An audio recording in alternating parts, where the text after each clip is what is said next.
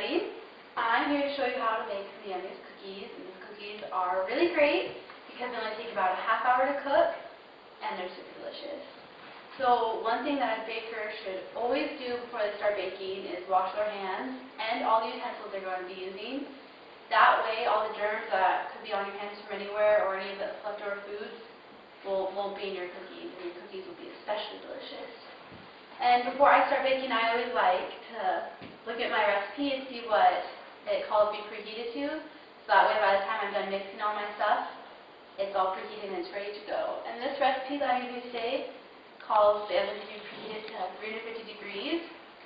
And I already have it preheated, so we'll be good there.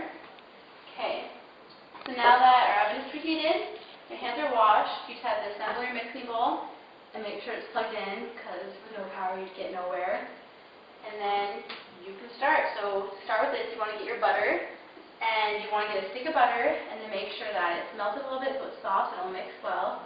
And then you put that in the bowl.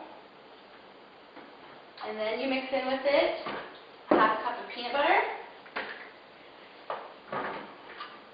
a half cup of white sugar, a half cup of brown sugar, and then 2 eggs. And the good way to crack an egg is hold the egg like this, and then at the edge until you get a crack, and then break it just like that.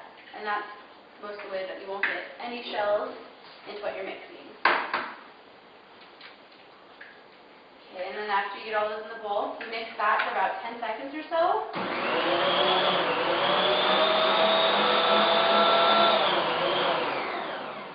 Until it looks all like good mixed, and when you get that mix, you'll get like that goldish color.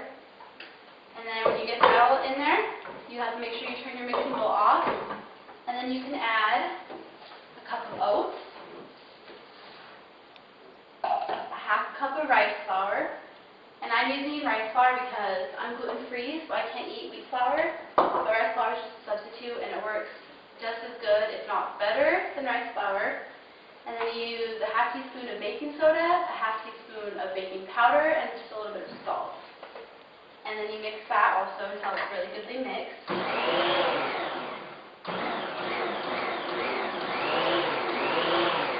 And then you get to pick what yummy treat you want to put in to your cookies. And I'm going to be using butterscotch chips.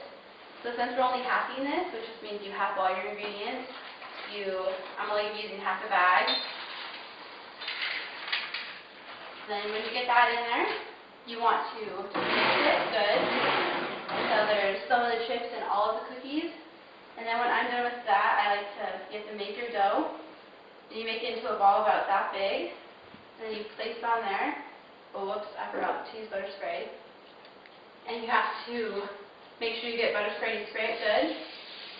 That way, when you take your cookies out of the oven and they're done baking, they won't stick to your pan. And so when I make cookies, I usually like to put them in balls like that. And with my pans, I can get 4 by 5, so I can get 4 that way, and then 5 that way. And then I get 20 cookies out of each pan, and it works really well. Okay, and then after you get them placed on your pan, you want to put them in the oven for about 11 to 12 minutes, and that way when they're done, they'll be a pretty golden tannish color. And then when they're out, when they come out of the oven, make sure to put them on a cooling rack for about 5 minutes, and then you can do the best part of enjoying and eating them.